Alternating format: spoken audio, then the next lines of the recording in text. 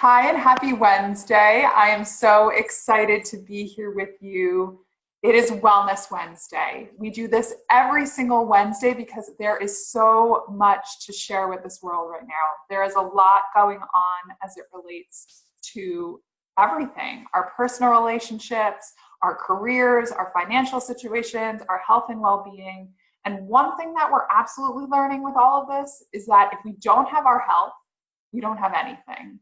Right? Otherwise, then why are we bunkered down in our houses for 2 weeks? We know the importance of our health. And if we don't have our health, not just today, not just a couple months after the coronavirus, but beyond, if I don't have my health, then I don't have any wealth. I don't have anything.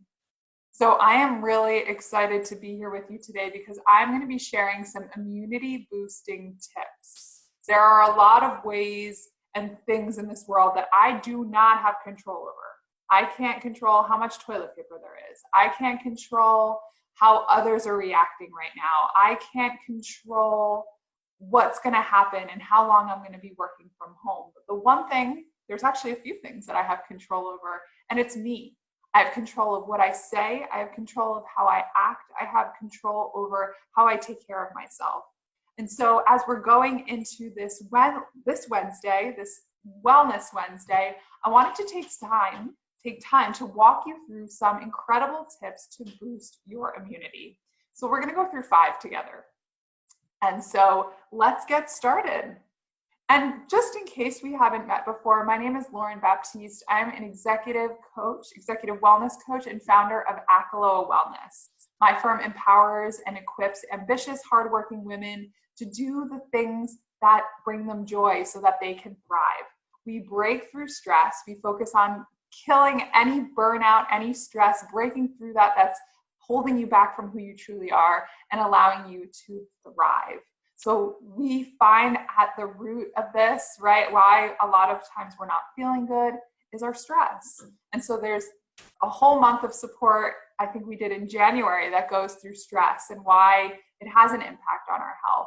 But today, knowing that our health is a little bit fragile, just knowing that what's going on right now, even if it's not coronavirus, right? There's flu season that's still happening. There's allergies coming around the corner. And if we can boost our immunity, doing really simple things, we can feel better. We can start to not have allergies. We can start to not have migraines or dry skin or anxiousness. And so if we learn to take care of our body just a little bit better, life will be better. So let's get into it right now. Let's start with the first immunity boosting tip. And for this one, it's all about eating. So I'll break them down and we'll just start really simply.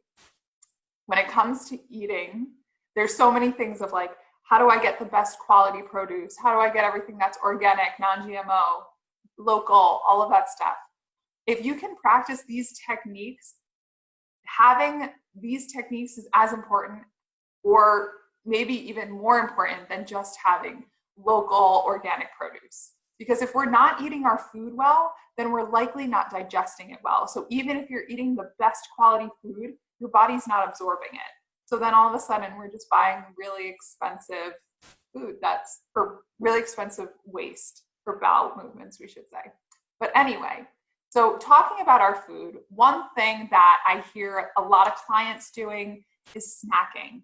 If we are at home, it's really easy to snack, but I want to encourage that we don't snack during this time. Why is that, right? Because I know that's the first question coming of like, why can't I snack all day? And so the idea is that if we're snacking between meals, it's inhibiting our digestion.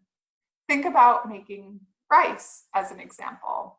And if you were to cook rice, it's doing its whole cooking process. And imagine halfway into the process, you were like, oh, wait, I have more people coming. I'm going to make more rice. So all of a sudden you pour more rice into the pot of half-cooked rice. What's going to happen?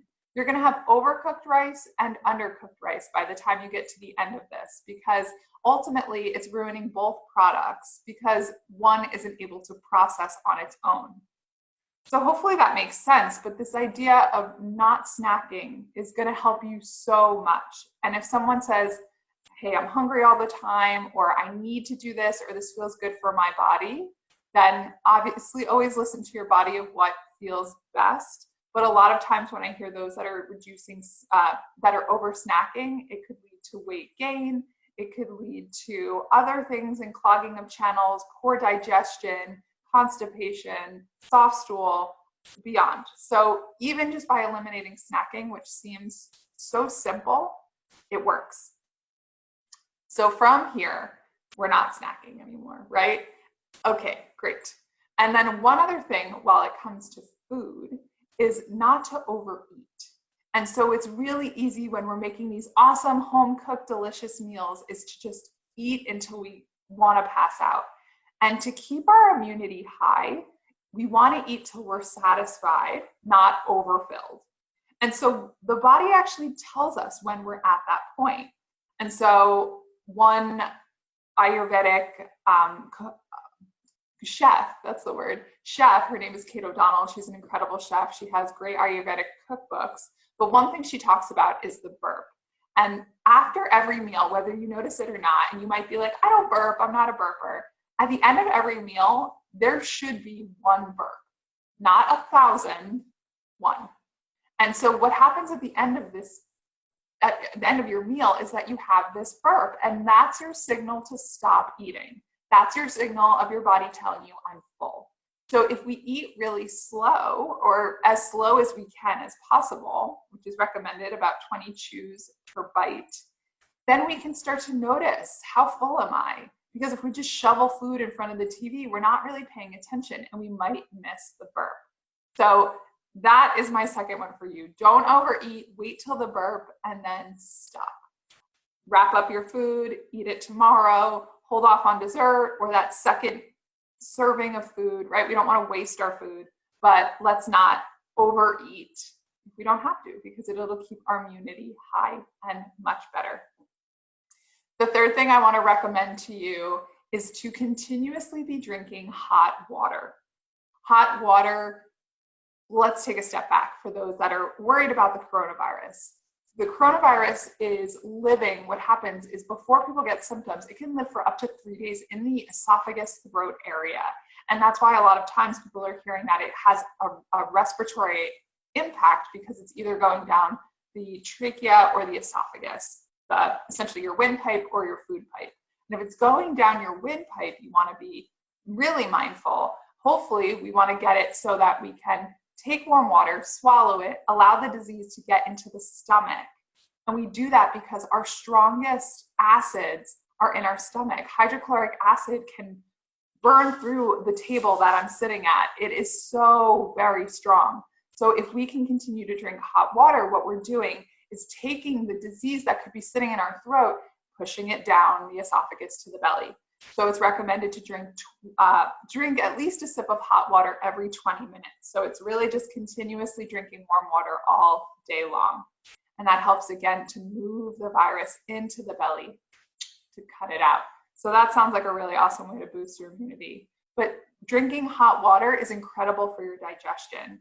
According to Ayurveda, we say digestion and is everything, really. It's not and, it's digestion's everything. So if we don't have the strongest of digestion, then our immunity is going to be suffering, because it's just impossible to have strong immunity without good digestion.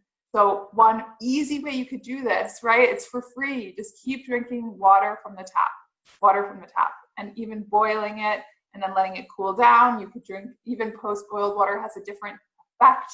We could talk about that on a different webinar. But so now we have 3 things that are really positive and helpful for us, right?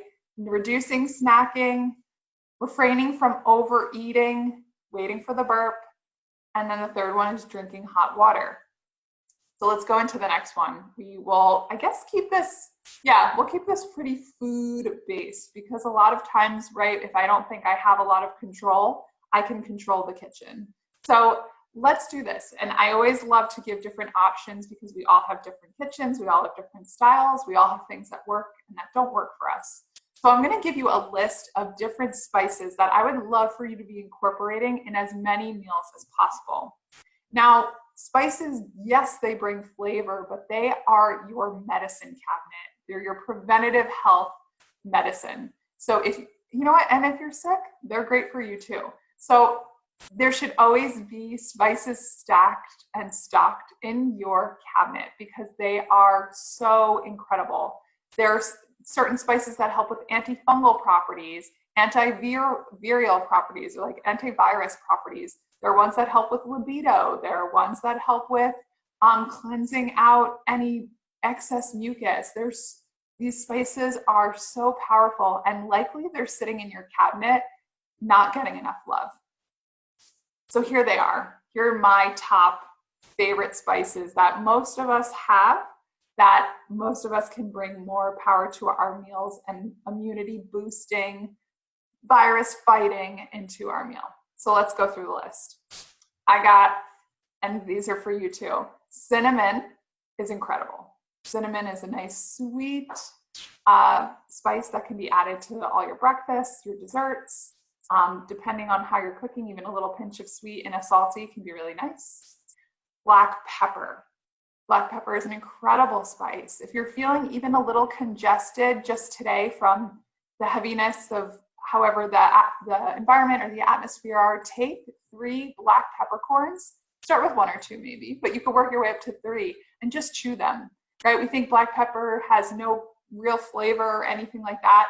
Chew on 3 peppercorns and you will open up all of your sinuses. You will feel this opening and breaking of any mucus.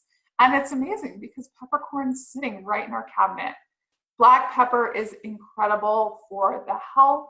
It brings a beautiful heating property to your foods and to your digestion, continuing kindling that spark of that belly fire. The other spice that I want to recommend to you, ginger. So if you have fresh ginger, that is ideal, but powdered ginger has a lot of kick too. Powdered ginger is a very powerful spice that helps to heat, but it doesn't aggravate those that have heat, kind of heat ailments. So inflammation, it's still okay. You can have it even though ginger is spicy. For those that are dealing with hives or skin rashes or things like that, again, you can have ginger and not worry about being too spicy. A couple of other spices that I really like this time to help boost my immunity are turmeric and cardamom. And then for me, I'm just enjoying nutmeg right now. Really every spice though has a property that is healing. So don't think that just because it tastes good, that it's not doing something for you. And so that's a really important tip or trick as you're thinking through how you can boost your immunity, what you can take control over. All right, so we have one more technique that I'm going to share with you, and this is going to be to create your own version of what we call in Ayurveda, it's called a lickable, but essentially it's like mixing honey and spices. And so by doing this, it's essentially our own version of cough syrup. And I want to break down why this is the case. And so our main friend in most of this is going to be honey. So honey is, you can go on for a long time about honey, and I'll try to make time and talk about if you're vegan and you don't have honey.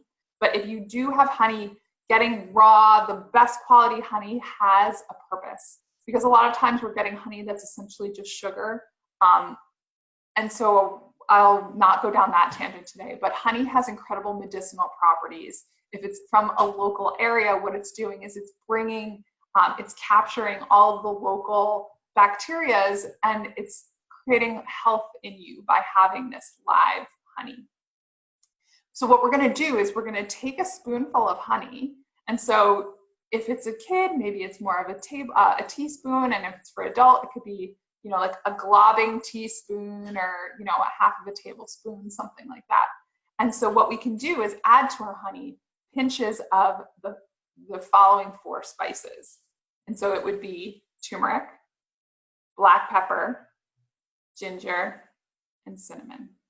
Turmeric, black pepper, ginger, cinnamon, and taking healthy pinches of each of them. You want it to be more like looking sandy, like almost like sand and grainy, because there's a lot of spice in it versus a honey stick with a little bit of color, a little bit of flavor.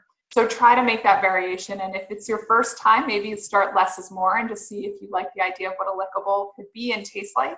But the idea of the turmeric and the black pepper work together beautifully. The ginger brings the heat. The honey is an astringent quality. So what it's doing is if there's any mucus in the throat and in the belly, it starts to break it up. It has this power that it breaks apart phlegm. And we know this because we like to add honey to a lot of things when we're sick. But the problem is often we are cooking our honey in steeping, boiling hot water, losing all of its medicinal properties. So if you are to listen to any of this, it's to not cook your honey. Do not overfire or overheat your honey, because its beautiful medicinal benefits turn into what we call in Ayurveda as ama, toxin, or essentially sludge that we just put into our body. So I want you to be thinking about how you can bring honey into your life without cooking it. And so I just received a comment that someone's actually drinking tea with honey as they speak. And no guilt, enjoy your last tea with the honey. And then what you can do in the future, because a lot of times what we'll do is we'll prep with the honey and the lemon and whatever that might be, and then add the hot water. Start with the water and the tea. And then afterward, if you can put your thumb in the water and not burn your finger, then it's okay for honey. So the idea is to not put it in burning hot water, but it can definitely be in warm water. It could be drizzled over warm things like food. But yeah, not overdoing it, because yeah, we want to make sure that every food that we're putting into our body has the best possible chance of serving us and our immunity. So let's go over the 5 once more, just to make sure we're all on the same page. The first one, starting by reducing snacking in the house. The second one is waiting for that burp so you don't overeat. The third one is drinking hot water, moving any virus from the throat into the belly, doing that every 20 minutes. The fourth thing is cooking with spice and flavor to boost your immunity through your foods. And the final one is to make a lickable or a homemade cough syrup to support you during this time if you need it. So this is how you can start to boost your immunity. It doesn't have to be hard. I have a whole host of other ways you can boost your immunity through sleep, through breath work, through other techniques. You don't have to leave your house. You don't have to buy anything special. You just need to show up for yourself. The most important thing we could be doing right now is showing up for ourselves and our families, boosting our own immunity, taking control of the things that we have control over, because there's a lot I don't have control over right now. So the best thing I could do is serve myself and serve others. So that is my mission, and that is my service for you today. So if you have any questions, don't hesitate to reach out. My email is lauren@akalowawellness.com. You can find me on Instagram. You can find me everywhere you're looking. Come to the website. We have a whole host of articles that are supportive for coronavirus and a lot of other things that are happening in our world right now. Take care of your health. There is nothing more important than you. Thank you so much for joining me today. I am here every Wednesday to serve you with these mini webinars to help you bring your fullest health, vitality, and well-being to life. Sending you all of my love and healing vibes and strong immunity to you. Have a beautiful day. Talk soon. Thank you, Mary.